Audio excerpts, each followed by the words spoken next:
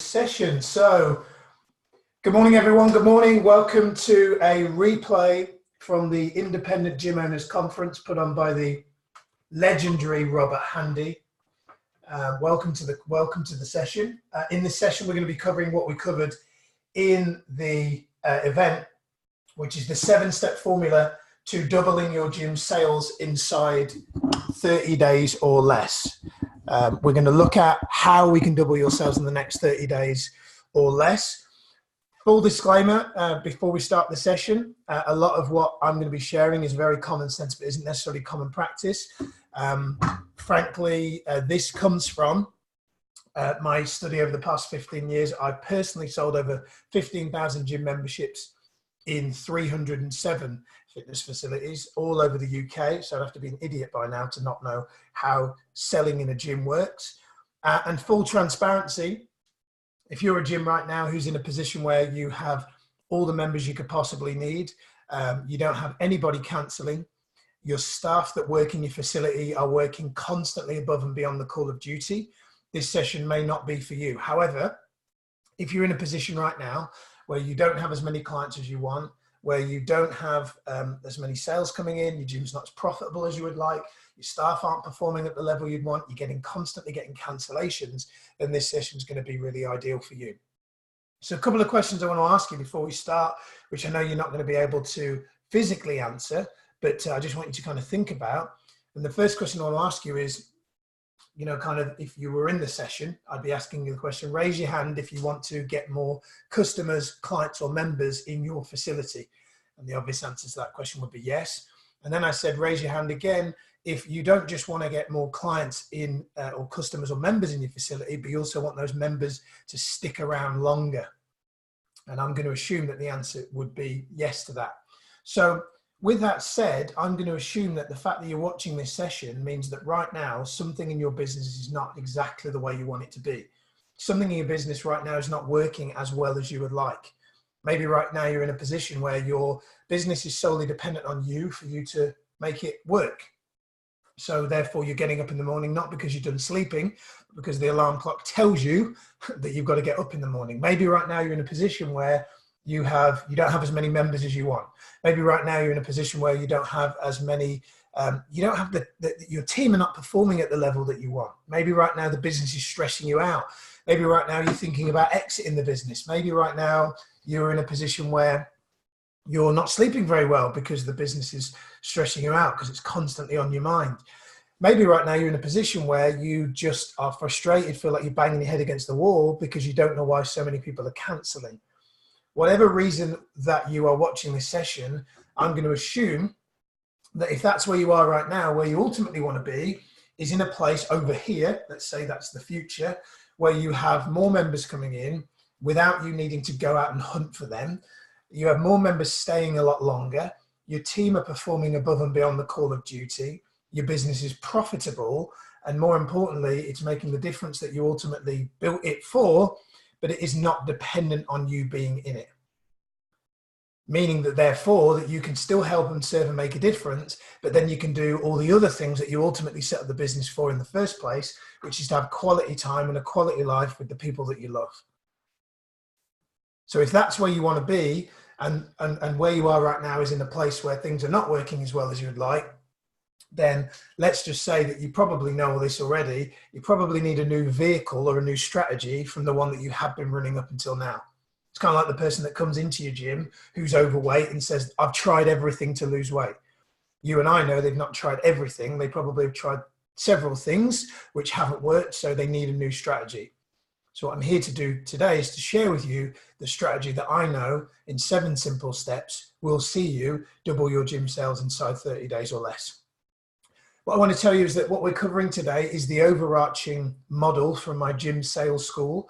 This works for anyone. This is not just for gym owners. This is for personal trainers, business owners, equipment suppliers, wearable tech operators, supplement owners, gym managers, fitness instructors. This frankly works for any business.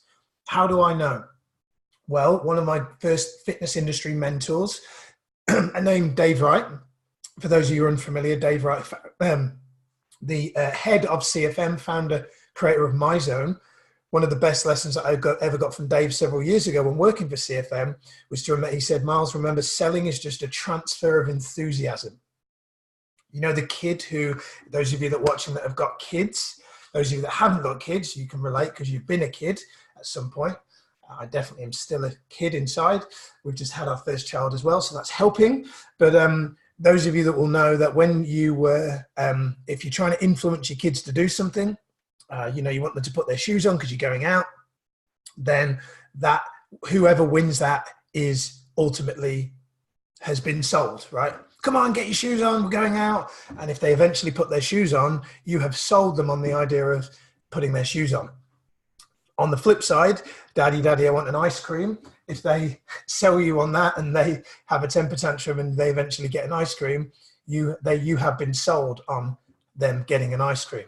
So the key thing I want to get out of the way straight away is that whether you think you're a salesperson or not, being a salesperson is not a label. So you may be talking about in your business right now, we don't have salespeople, I'm not a salesperson, and you may have said this type of thing. What I want to tell you is that we're all in sales. Sales has existed since the dawn of time. There's negative connotations that you may currently associate to sales. Some of the most influential people in the world are salespeople. Oprah Winfrey, Tony Robbins, Barack Obama, Nelson Mandela, Martin Luther King, Mother Teresa, all salespeople.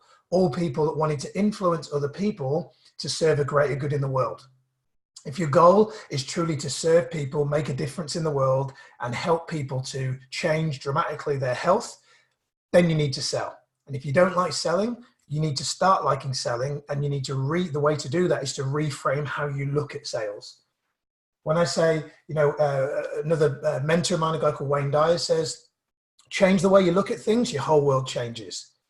You know, to us in the UK, if it constantly rains, the media will deem it miserable weather.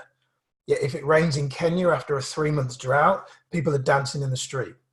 So the point is, life is not happening to you, life is happening for you. So whether you think you're a salesperson or not, it's just a matter of interpretation of a word. So it's really important that you know that it's a vital part. And it's never been more important for you to be a salesperson. There is more competition opening than ever before. More people working out than ever before. Competition is only going to get more fierce. And unless you have an unlimited pot of money, you are going to be in a position eventually, if not already, where there are bigger, prettier, fancier, newer, flashier facilities opening on your doorstep. And you need to be prepared for that. And the way to be prepared for that is not to throw money at the problem. The way to be prepared for that is to be able to influence and persuade and to connect with people in your heart space so that they don't care how old your gym is, they care that you care. People buy people, and people don't care what you know until they know that you care. It's really important. So what we're going to be going through today is what I call the Gym Business Wealth Formula. And this comes from my gym sales school. So there's 7 elements that we're going to go through. So this is the model. Just the overview of the model. So we're going to go through each of these steps one by one. The first one that we're going to look at, which I'm going to come to in a minute, is psychology. But before I do that, kind of to tell you a little bit about me. Over the past 15 years, I've sold, as I mentioned, over £2.7 million in sales, over 15,000 memberships sold in 307 health clubs all around the UK. Clients now include Fitness First, The Village Hotel, Mercure, Simply Gym, JD Gyms, Buzz Gym, Champley Spa, Easy Gym, and a host of independents. But if I tell you my story, if you're with me, just if we go back about 15 years, well, if we go back even further than that, I'm 36 now. If we go back to when I was a kid, 4 or 5 years old, I was traveling all over Birmingham with my mum. That's my mum. Say hello, mum. And she was teaching aerobics all over Birmingham. I was going to leisure centres all over Birmingham. So I got introduced to the fitness world and the leotard era in the 1980s, those of you can remember, from a very young age. When I was about 12 years old, my mum was asked if she would move, completely up sticks and move from Birmingham to a little town in the north of England called Chesterfield, where she was asked if she would run a gym for somebody that was that had basically decided to open a gym. And he said, I need someone to run it. Will you be willing to run it? So my mum moved us from the comfort of our Masonette flat in Birmingham. Wasn't really comfortable, but she moved us from our Masonette flat in Birmingham to Chesterfield, where she then proceeded to run a gym, an independent gym, amazing independent gym called Lifestyles Health and Fitness. While being at Lifestyles Health and Fitness, after school, my first job was working on reception. So I would be seeing people coming and going every single day after school. And one of my early memories was my mum. The key remit for me, other than answering the phone and saying hello and goodbye, was my mum would say, Miles, when people come into the gym for prices, the prices are underneath reception. Give them a price list and then send them on their way. Okay, that makes sense. So people would come in, I'd give them a price list, and then they would leave. But what I thought was really interesting was that most of the people that came in the door were not actually asking to go to look in the gym. So if I paint a picture for you, 2 big brown double doors come in to this reception desk, and the gym itself was actually up a set of stairs because the building that we're in was like an old cinema, or it was an old bingo hall as well. So you had to go up the stairs to get into the gym, kind of like how you often go upstairs into a cinema. So what was really interesting is at one point, probably when I was about 14 or 15, I decided to do a little experiment. And the experiment was, when people came in to ask for prices, I would tell them that I'd say, sorry, I've ran out of price lists down here. So what I need to do is I need to take you upstairs to give you prices, because they're actually at the reception desk. And most of the time that I was at the gym, my mum was working. She was teaching, classes or doing personal training upstairs. So I would say, let me take you upstairs and then I'll give you a price list. And most times what happened is people would come upstairs and they would get a price list, and then they would be more inclined to stick around. So they would be introduced to my mum and they'd have a chat, and my mum would show them around, and quite a few people out of those people would join up because they'd had an experience of the facility rather than just the prices. So that was one of my first early lessons, which kind of made me realize that no one really wants to join a gym. No one really wants prices. What they really want is an experience, and they want a feeling that the people that are there for them care. And it was this exposure that kind of made me become really curious about my, next steps in the world and in life, and kind of was the first exposure I'd had to really doing something good, like doing something positive. I was at that stage a bit of a typical teenager that just played video games and football and had no other real interest. It wasn't until I was 18 that things changed. We had at the time the gym was not struggling, but we were finding it hard to get new members in through the door, going through a bit of a dry period. And my mum and the owner of the gym, Trevor, came across an ad from CFM. And we saw the ad for CFM. And what happened was, eventually my mum and Trevor, the owner of the gym, decided to, just going to check what's going on with my slides, there we go, decided that they were going to contact CFM about coming in to do a promotion. And so I think it was I can't remember the exact time frame, but they spent about 6 weeks there generating members, and they actually brought in about 400 members in a 6-week period. So it was a phenomenal amount of people joining in a short period of time. We couldn't have joined 400 members up in a year, and we were just fascinated. And I in particular was fascinated by how were they able to do that. And one of the parts that I was really most fascinated with was the 2 people at the gym that were actually doing the promotion or doing the campaign, and how they were just able to just generate so much rapport in such a short period of time, sometimes 10, 15 minutes. It was very different to the way that I'd seen my mum doing it. So I'll never forget that the lead manager of that promotion, a lady called Kylie, she, I got chatting to her, and I kind of kept pestering her and asking questions. And I basically said, do you think I could get a job, working for CFM? And she said, well, what experience do you have? And I was like, well, none, but I have been here now since I was 12 and kind of know the gym a little bit. She said, have you done sales before? And I was like, no, don't really know what that is.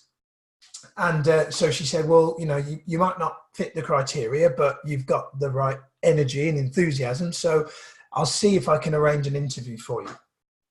Now, 6 months later, I got a phone call out of the blue from a guy called Dave Wright, who said, you'd been mentioned by Kylie at Lifestyles that you may be somebody who could potentially be someone that we might want to interview for a job.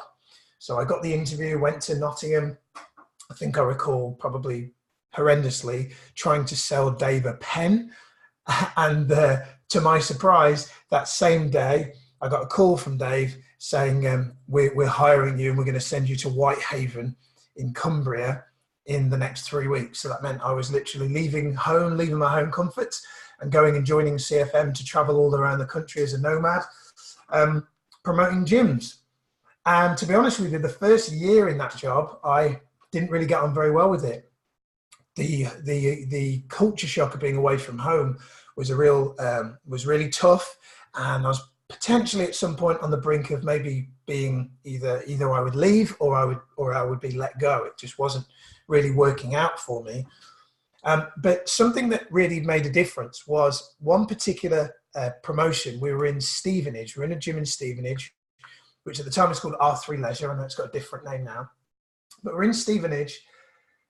And I'll never forget that a lady came in for a tour. Her name was Sandra. To paint a picture for you, Sandra came into the gym. She got curly, mousy blonde hair, round spectacles. She didn't really make a lot of eye contact with me. And while kind of semi-looking at me and semi-looking at the floor, she said,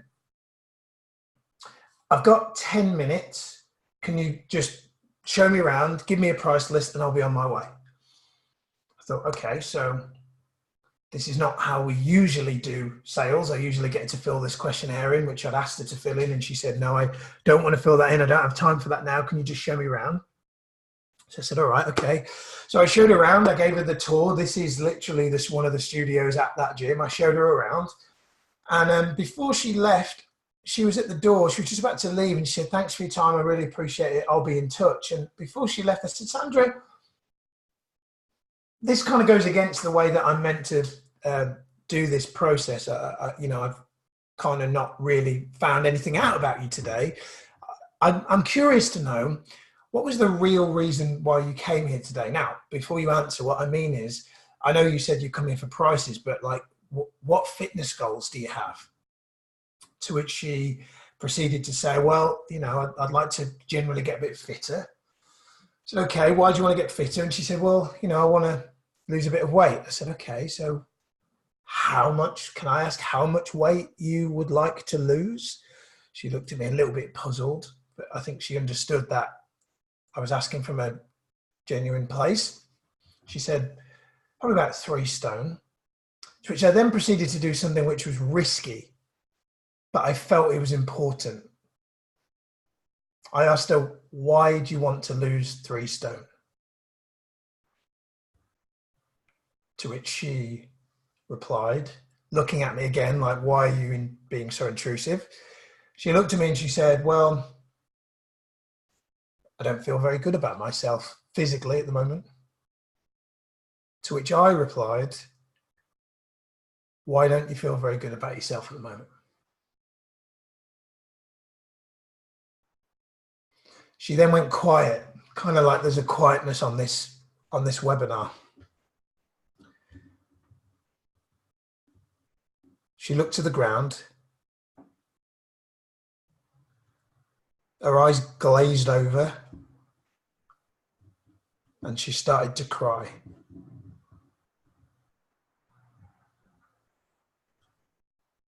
She said, me and my husband have not been physically intimate in months. And I know that's because I don't feel good about my body, therefore I don't want to do that. And I'm worried that if I don't do something about my body now, then I don't know what that's going to do for our marriage. And then she just broke down in tears. The positive end to that story is Sandra did join the gym that day. About 3 months later, her husband joined, sheepishly coming in through the door. And they are still married. They're still members and they're still married, because I know that gym personally. So here's my point.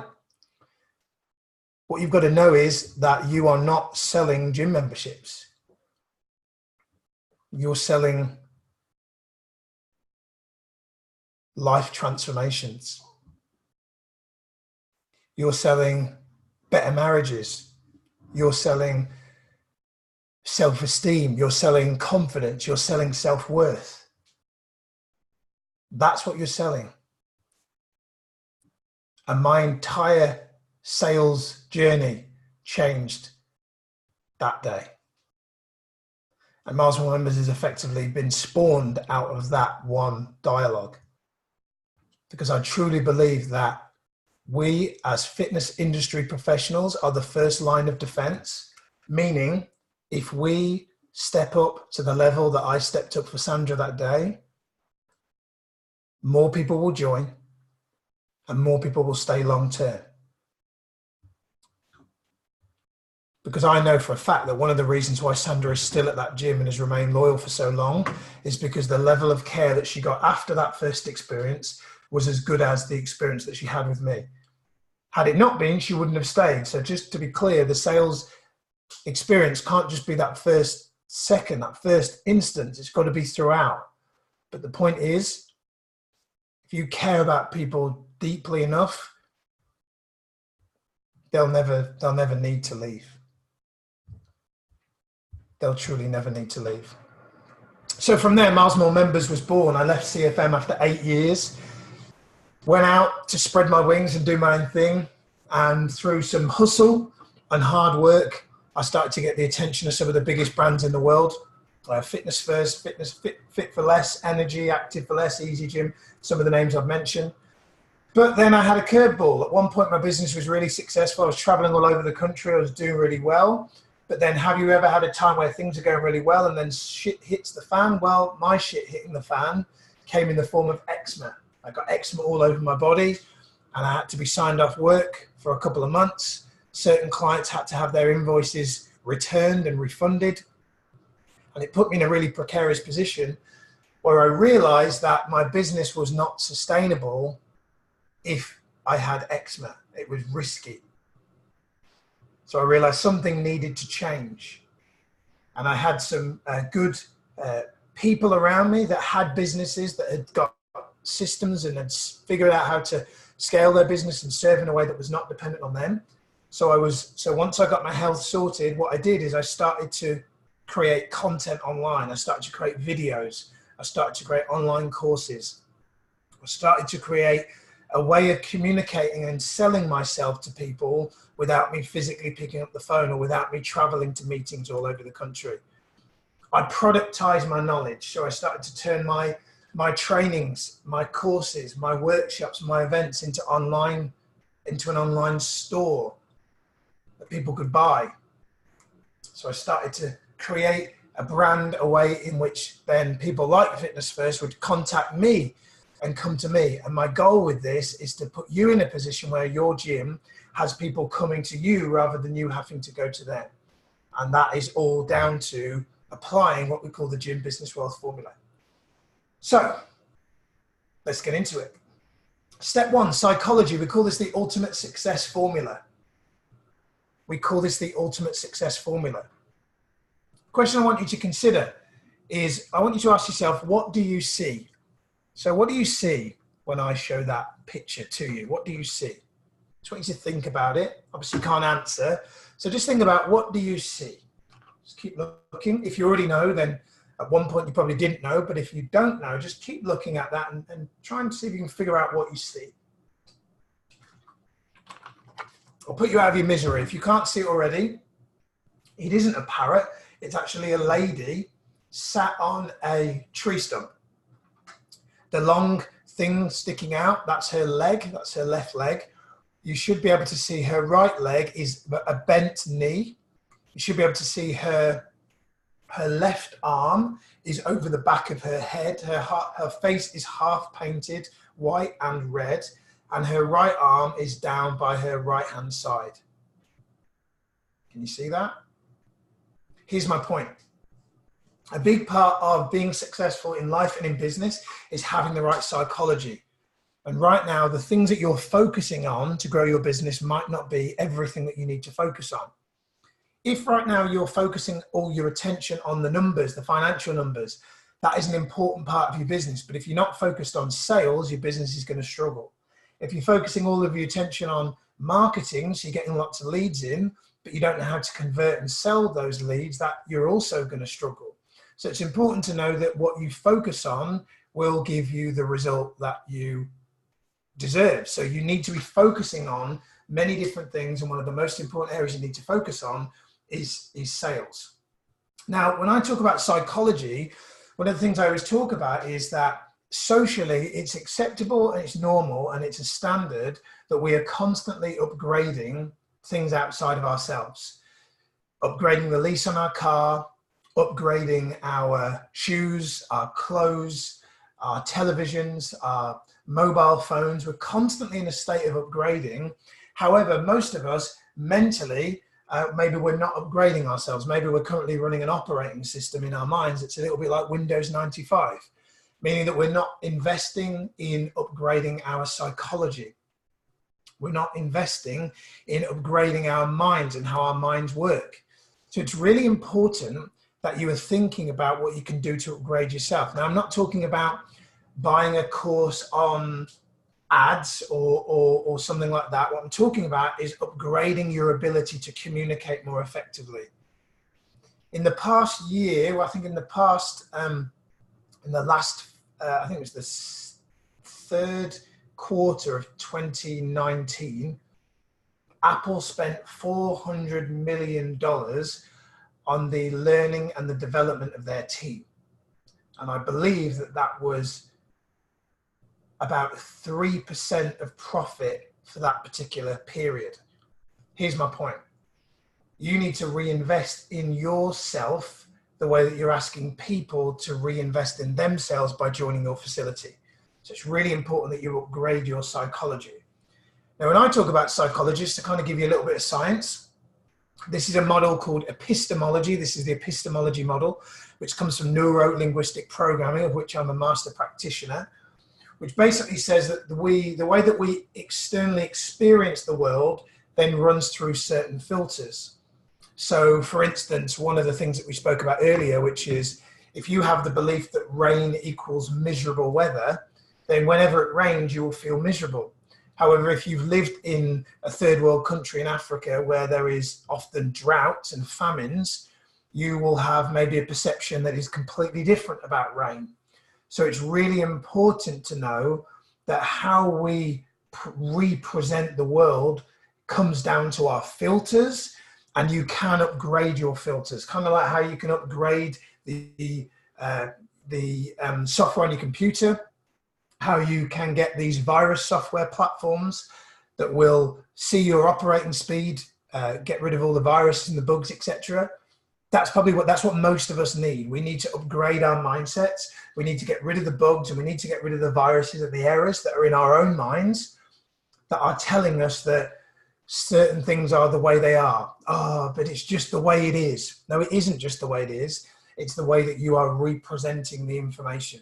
Because one person may see a recession as a problem, and another person may see a recession as an opportunity. It's all an interpretation. It comes down to how we represent the world around us. So we don't have time to go through any more of that today, but if we had longer, I would do a much longer, I could spend days talking just about that one particular slide. So psychology, having the right mindset, having the right psychology is really important. Are you upgrading that? Next, the next P we call product. This is what we call the irresistible problem solver. Let's imagine, well, let me just give you a genuine story. A few months ago, I had horrific toothache. It was 10:30 at night. I couldn't sleep. The paracetamol and the ibuprofen in the house was not working. So I did what anybody would do, which is I found a late night pharmacy. I went down and I asked the pharmacist, please, can you give me the strongest painkillers that you've got? To which she could see that I was in pain. She came out with a box that was, I think it was £7. We all know that you can get ibuprofen for 30p in Boots, but the painkiller she gave me was £7 because I specifically asked for the strongest. She could see I was in pain, so she gave me a cup of water, bless her heart. She said, take 2 of these. This should allow you to get to sleep. Make sure you get a dentist appointment booked first thing in the morning, of which I did.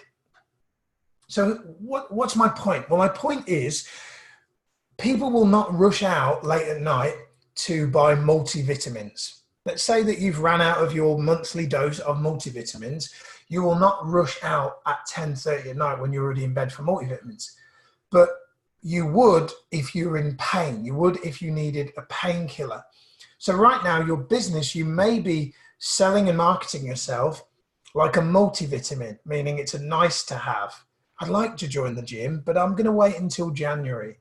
What you need to know is that people will do more to get out of pain than they will to get into pleasure. Meaning, if I said to you, you need to change your car tires as they're getting old. You know it's important, but the car's still running. Let's imagine that you drive down the road, one of the tires splits and it bursts. Now you're stranded at the side of the road waiting for AA or the RAC to come and sort your tire out. And if they say to you, hey, your other tires are on the brink as well, you need to get all 4 changed, it's highly likely you'll get those tires changed within 24 hours. It's probably that you won't even drive the car anywhere other than to the garage to get those tires changed, because you don't want to risk a tire bursting and you crashing the car, as nearly happened in the first instance. So the point is, you need to be the painkiller, not the vitamin. You need to promote your gym like it's a must-have, not a should-have.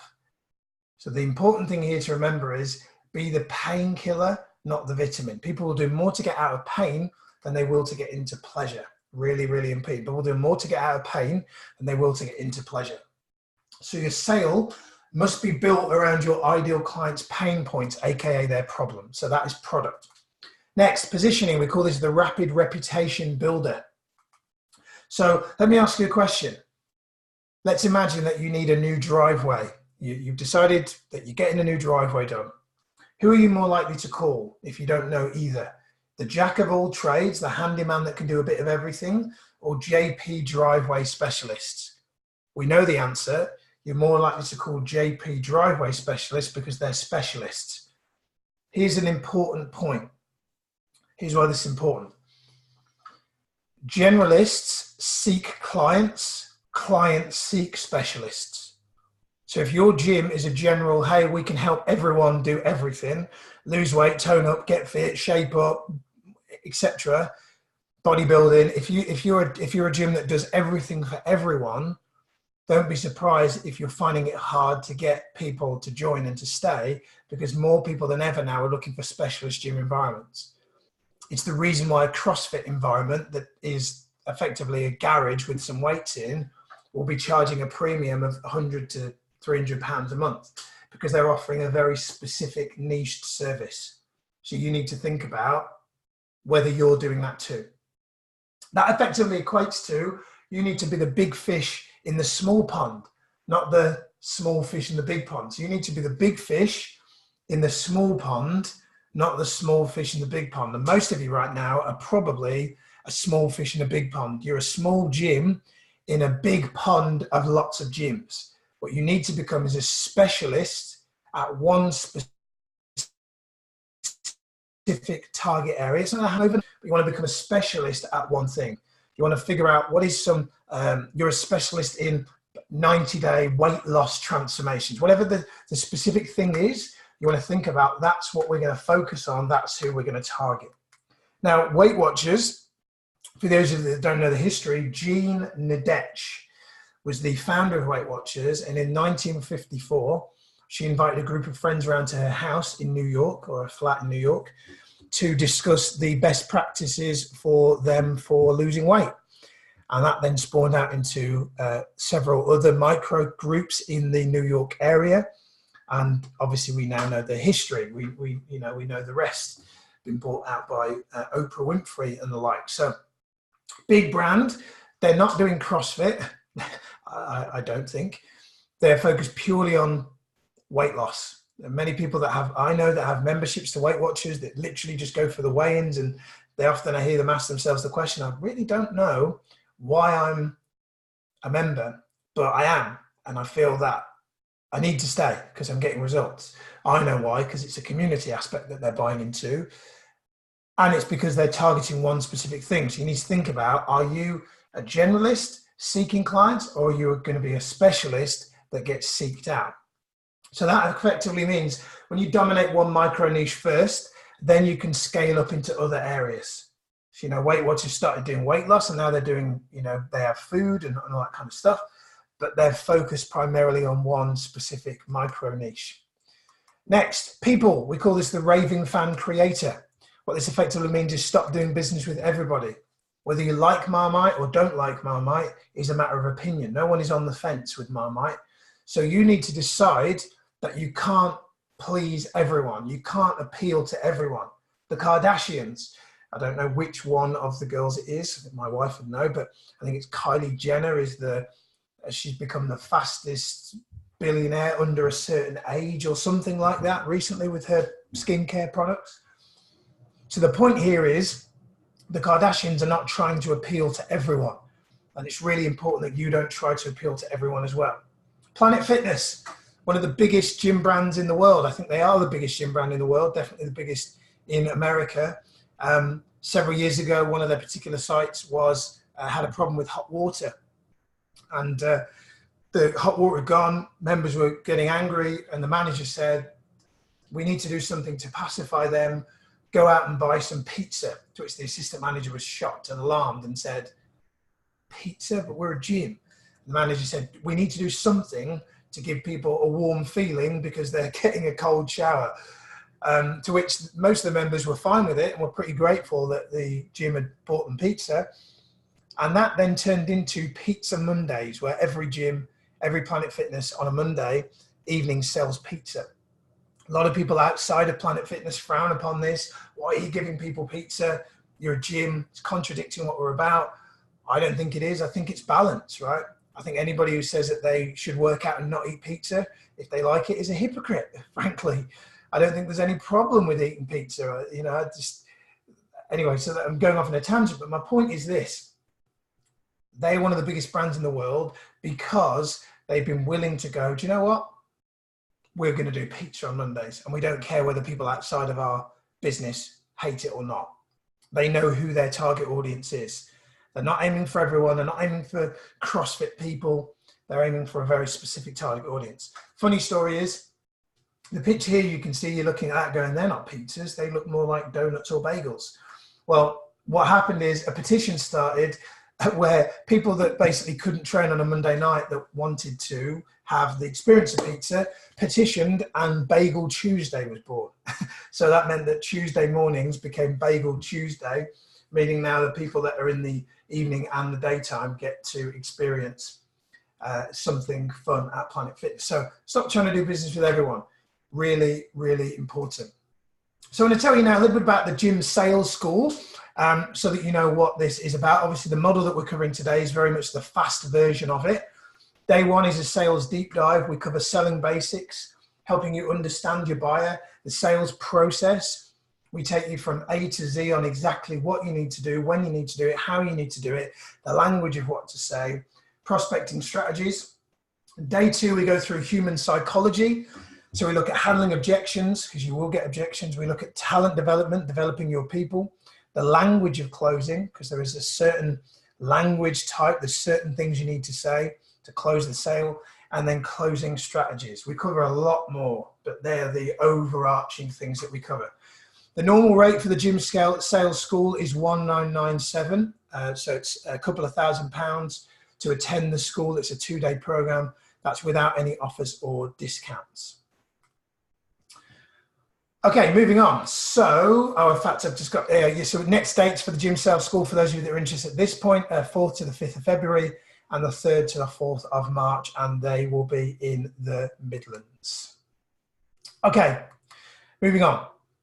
Let's now talk about paid advertising, why paid advertising is so important. So the reason why paid advertising is so important, the first thing I want to talk to you about is, let's go back to the television era. So when people started to advertise on television, there would have been a time when TV ads started where you may have been able to afford to do a television ad. There may have been a time when TV started where TV ads were not so expensive. So if you had done a TV ad in the 1940s, you might have been able to afford to pay for an ad based on what you maybe generate in your business now.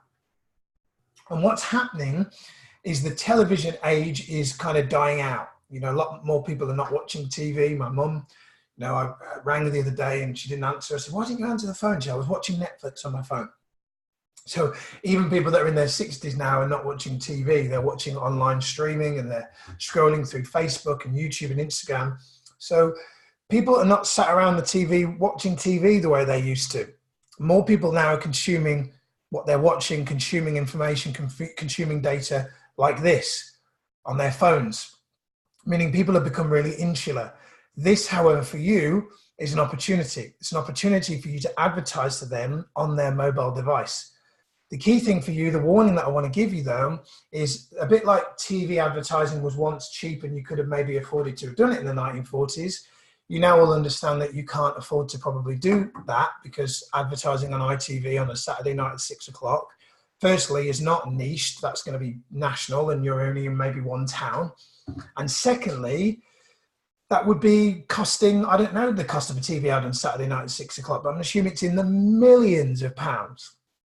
Now, what's happening is, what we're seeing is a lot of the big businesses that are advertising on TV, Coca-Cola being one of them that I know, are shifting millions of pounds away from TV ads into now advertising online. So they're moving their ads into Facebook, YouTube, Instagram, etc., because they realize that that's where people are spending their time.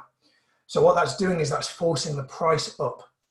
So right now, the advertising cost on, say, Facebook is probably even 3 times more than it was 3 years ago. And 3 years from now, it'll be even more. So eventually the price of advertising online is going to get to a point where you may, if you don't start doing it properly now, are going to be saying, damn it, we missed that window of opportunity. However, it isn't about just throwing money at an ad. It's really important that you don't do that. You need to know how to communicate, how to influence, how to sell and persuade in your ads. So it's really important you don't just get an ad agency to market for you, because if you don't know how to communicate and express yourself first on, say, video, then it doesn't matter what advert they do, it's just going to be generic like everybody else's. I'm going to talk you through video in a minute and what to say and how to say it, because video is the way that you want to advertise moving forward, because at the end of the day, TV ads are video. So the key thing that you must do in your advertising is you must share your story. I said at the start of the session, people buy people. What that effectively means is, if you want to become better at sales, if you want to make more sales in your business, you need to share your story more. Quick story, personally, for me, this is or was the gym that my mum ran for 19 years. Unfortunately, about 7 years ago, it closed down. My mum, as I mentioned, was not the owner of the gym. She was the manager of the gym. So she had no financial control over the facility. I hadn't started Miles More Members yet. I didn't have the resources or the skills that I have now, which would have allowed me to save that facility and grow it. So what I'm here to tell you is that in life, you are either an example or a warning. And Lifestyles closing down is a warning that if you do not innovate, if you do not share your story and your marketing message, then you will eventually cease to exist. Because as I said at the start of the session, the competition is getting more fierce. You need to know how to communicate and sell, not just to new people, but ensure that the members that are at your facility stay. And for me, Mum's livelihood has changed massively since then. She's become financially reliant on her husband to live, and it's taken away her identity, you know, because she was at an age where it would be very difficult for her to get another job, and it's really affected her just mental health, that facility closing down. So you're either an example or a warning. And for me, that's an important story. When I talk about the reason why I do Miles for More Members, that is one of the primary reasons, along with Sandra and Stevenage. That is one of the primary reasons why I do it. Because although I now do work with some of the bigger facilities, the thing that I'm most passionate about is making sure that the end user, Sandra, gets the results that she wants.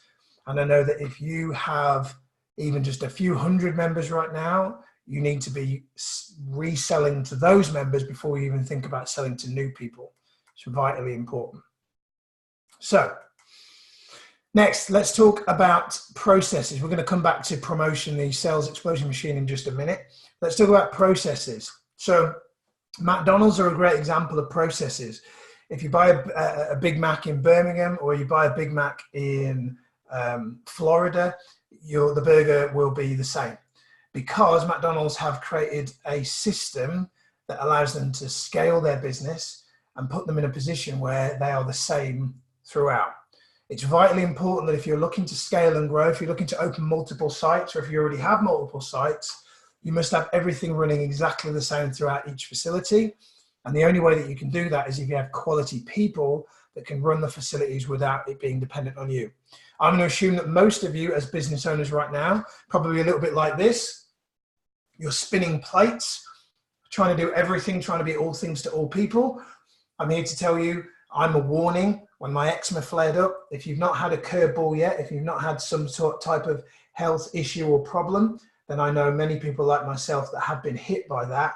And if it isn't you, someone in your family, touch wood, it never happens, but someone in your family, if all of a sudden they fall ill and you need to take yourself out of your business, you need to make sure you've got systems and processes in place, and that your team know how to run your facility in a way that is not solely dependent on you. So all businesses must have processes and systems to run efficiently. And there's one system that you can start working on now that I want to share with you. And that system is people, or what I call talent development. It's vitally important that you work and consistently work on nurturing your people. Here's why. Great story for you. A few years ago, Leicester City football team, one of the English football teams, won the Premier League, which is the main division title in England. And most people were saying earlier in the season, when it looked like they were heading towards winning it, that it couldn't be done, but they did it. And the point here is, the reason why they did it is because they had created a culture. They created a nurturing of their talent that saw them succeed. However, 12 months prior to that, they had been on the verge of exiting that division. They're on the verge of leaving that division altogether, because their team was losing all their matches. They were hopeless on the pitch. But then when they changed the leadership within the business, they all of a sudden started to succeed. So in your case, you may not be able to change the leadership in your business. The change that needs to be made may be you. Maybe you need to make the changes on the inside. Maybe you need to upgrade your psychology. Potentially, you need to make some changes inside of you so that you can become the better leader, so that people are more likely to walk the talk and more likely to practice what you preach. So it's vitally important that you invest in yourself and in your people. Because what you need to know is that your people are driven by 6 human needs. This comes from Tony Robbins, a mentor of mine. Basically, we all have a need to feel certain. We all have a need to feel appreciated. We'll have a need to feel certain about the environment that we're working in. We also have a need to have variety. So if you're not making sure that your team get enough variety in their work, then they will become bored, and then their motivation will slump, and you'll wonder why they're not performing. They also need to feel significant, meaning they need a pat on the back. They need to know that they're appreciated and they're valued. That doesn't mean you need to just throw a financial bonus at them. It may be that you just need to tell them, I really appreciate you and I really appreciate your work. They need to feel connected. They need to feel loved and valued. They need to feel like they're important. And they also need to grow. They need to ensure that if they're working in your business, that they can see that there is career progression. If we're not growing, we're dying.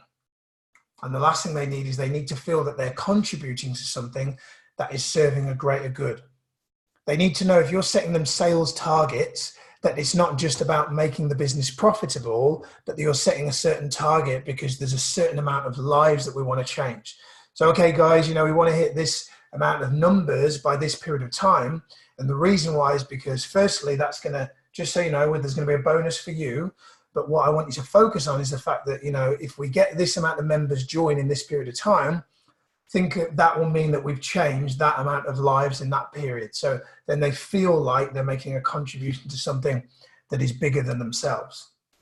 You also need to know that there's effectively 4 personality types in your business. And this comes from a model called TetraMap. And what TetraMap effectively states is, and you may have heard of personality profiling before, people things like DISC profiling, Myers-Briggs. My personal preference is TetraMap. It's because it uses the 4 elements of nature. The brown is earth, the green is air, the blue is water, and the red is fire, suggesting that's the sun.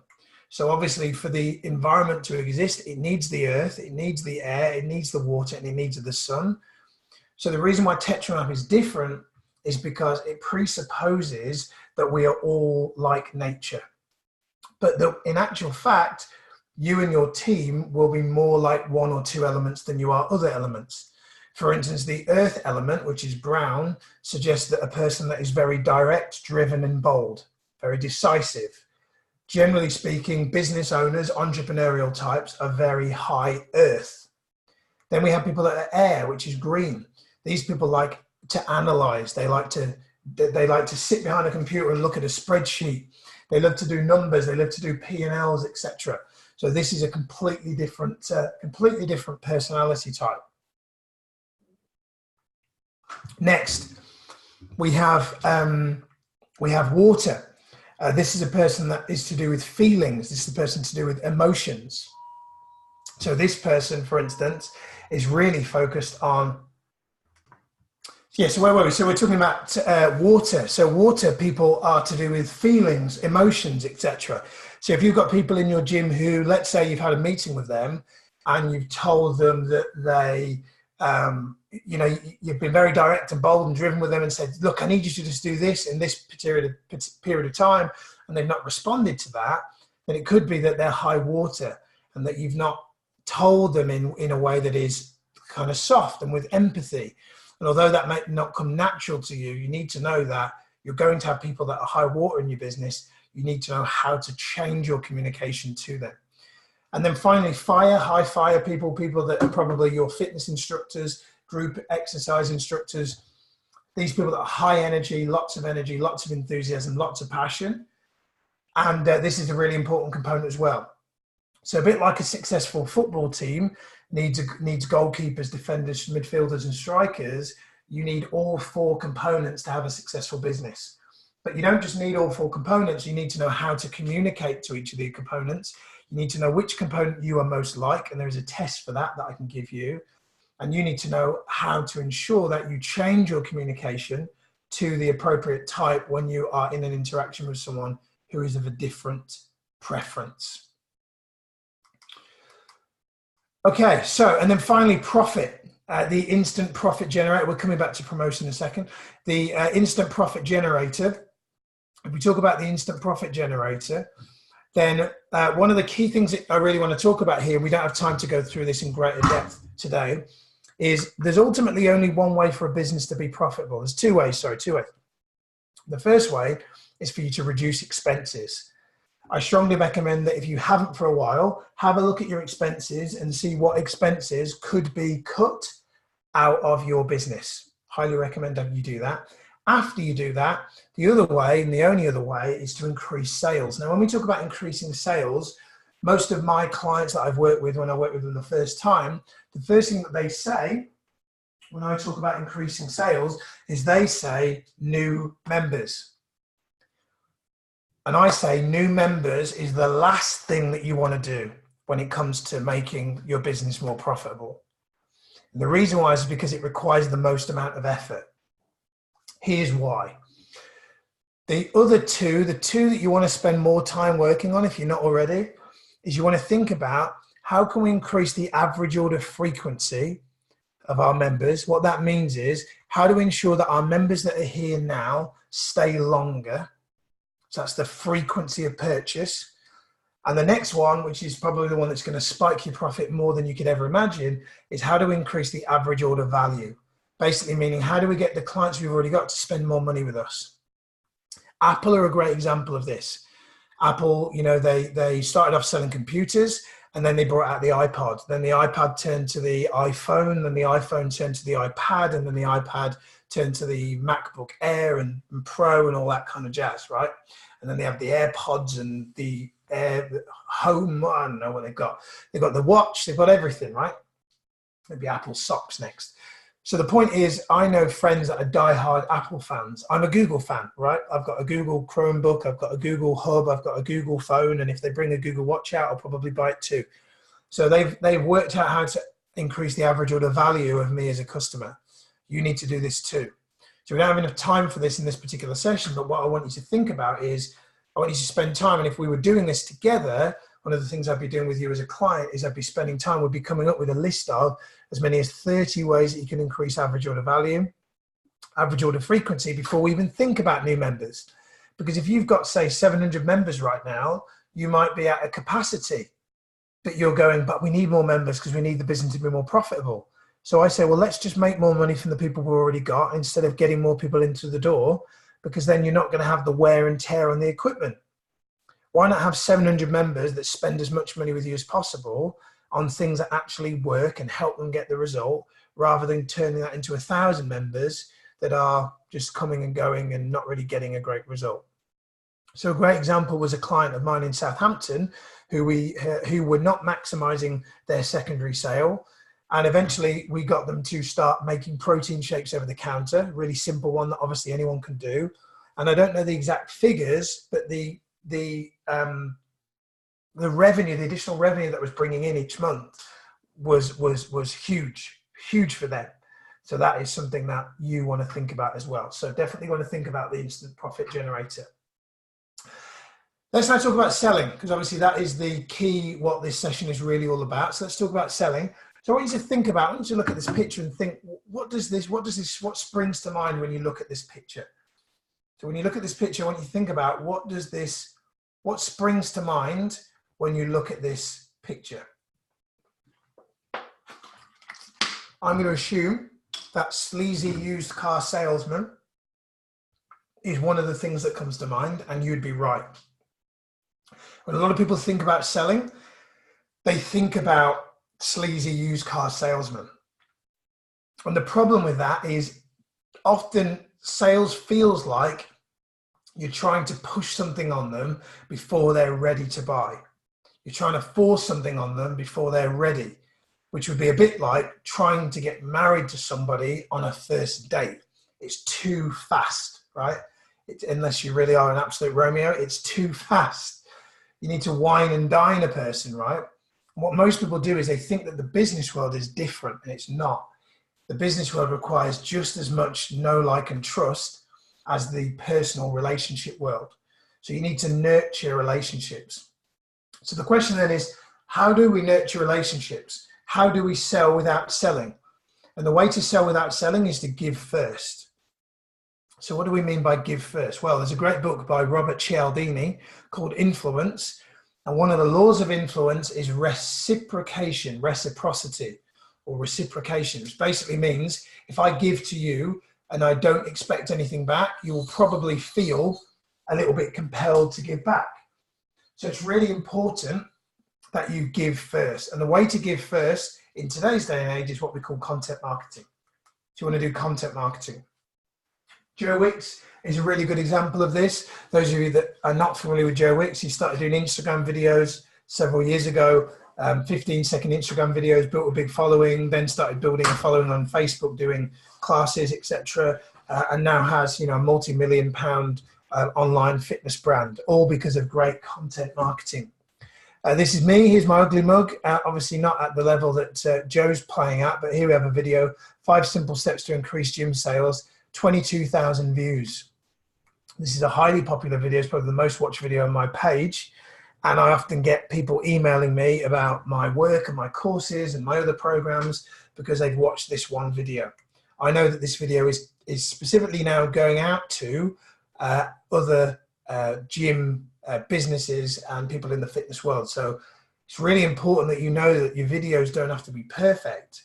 You've got to let go of this perfectionism and you've just got to start producing video.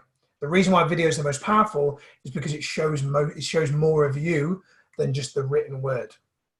If you're not confident on video, find someone in your business who is, because video will get you more sales than, like I said, than the written word. This is a video that I did.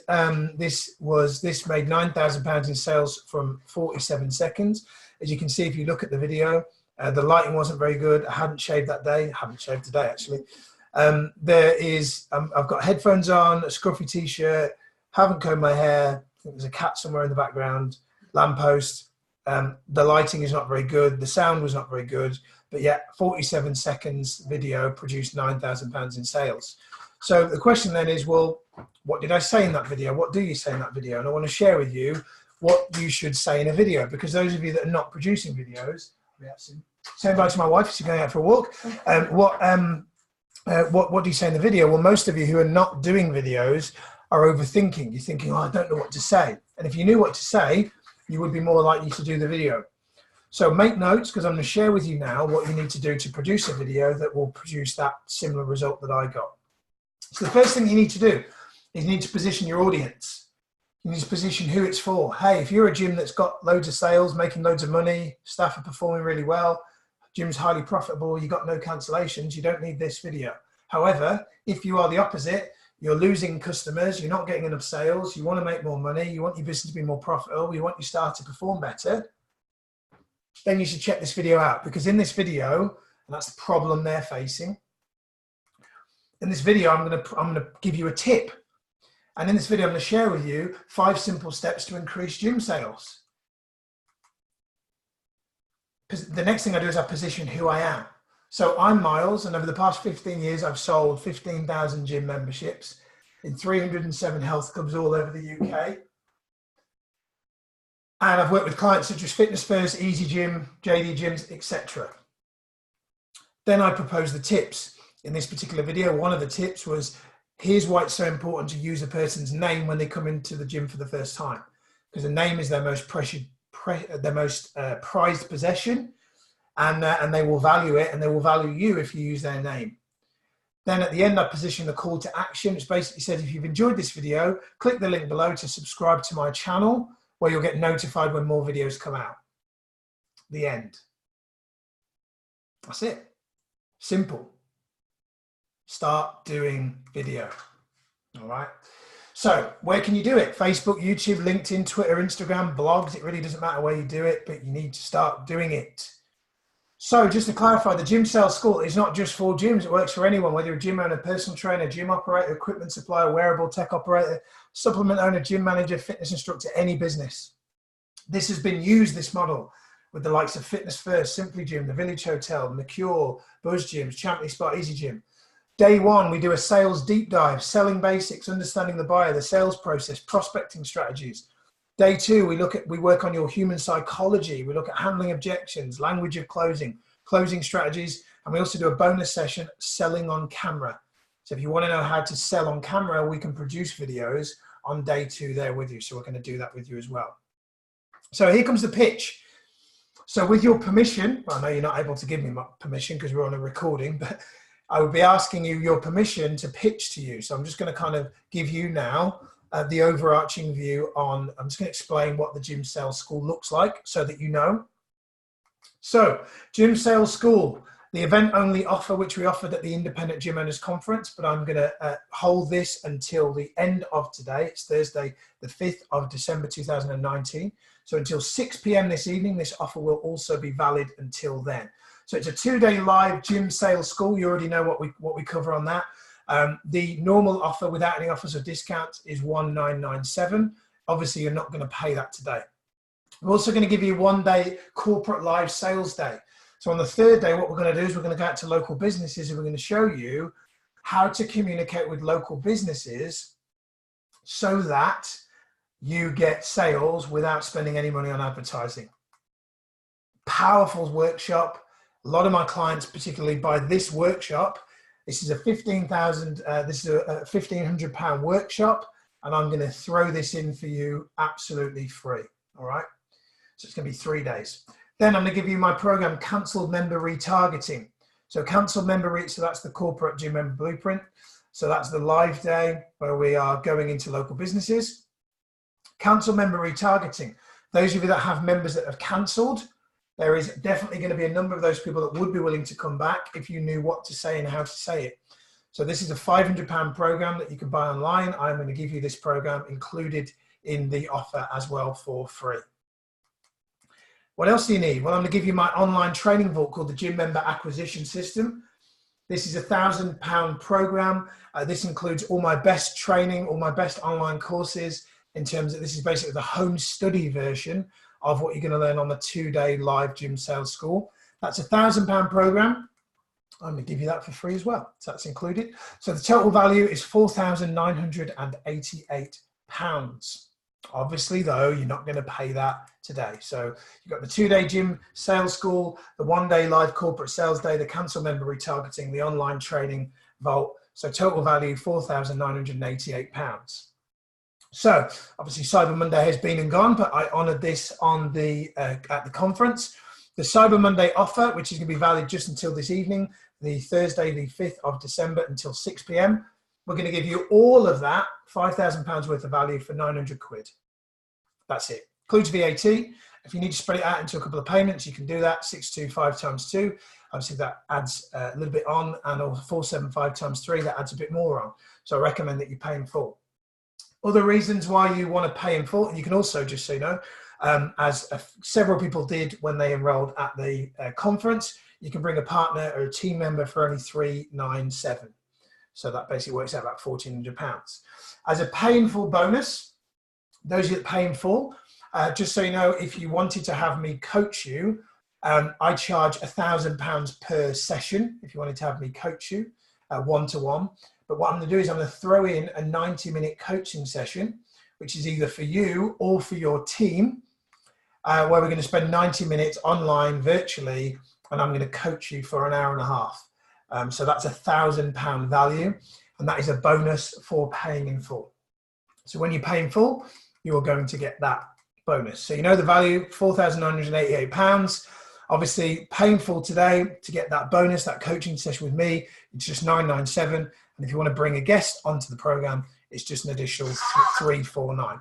So that is it. That is literally it. No more pitching. Want to do it? All you got to do, email miles@milesmorecustomers.com.